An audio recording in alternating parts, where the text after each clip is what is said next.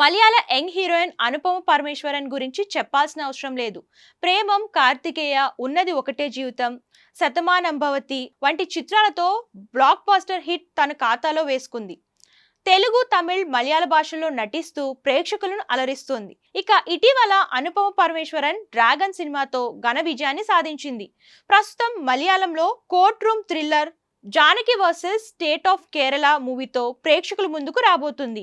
ప్రవీణ్ నారాయణ్ దర్శకత్వంలో తెరకెక్కుతున్న ఈ సినిమాలో సురేష్ గోపి, దివ్య పిళ్ళై, బైజు సంతోష్, ఆస్కార్ ఆలీ వంటి వారు కీలక పాత్రలో కనిపించబోతున్నారు. షూటింగ్ పూర్తి చేసుకున్న ఈ సినిమా జూన్ 27న థియేటర్లలోకి రాబోతుంది. ఈ నేపథ్యంలో తాజాగా Janaki versus state Kerala cinema వివాదంలో చిక్కుకుంది.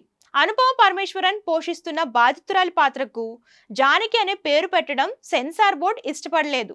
దీంతో టైటిల్లోని ఆ పేరు మార్చడంతో పాటు ఆ పాత్రకు కూడా పేరు మార్చకపోతే సర్టిఫికెట్ ఇవ్వబోమని స్పష్టం చేసింది. జానకి పేరును సీతాదేవికి మరో రూపంగా పరిగణించబడుతోంది. సీతాదేవితో సమానమైన పేరును అత్యాచార బాధితురాలికి పెట్టడం సరికాదని అభ్యంతరం వ్యక్తం చేసింది.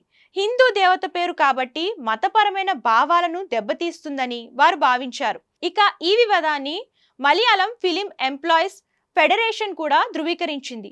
మార్పులు చేస్తేనే విడుదలవుతుందని వార్నింగ్ ఇచ్చారు. ఇక దీనిపై నిర్మాత జానకి అనేది పాత్ర పేరు మాత్రమేనని, ఎవరిని కించపరచాలని ఆ పేరును ఉపయోగించలేదని అన్నారు. పేరు మార్చడం కుదరదని మళ్లీ సెన్సార్ బోర్డులో అప్పీల్స్ చేసినట్లు సమాచారం. ప్రస్తుతం ఇందుకు సంబంధించిన పోస్టులు సోషల్ మీడియాలో వైరల్గా మారాయి.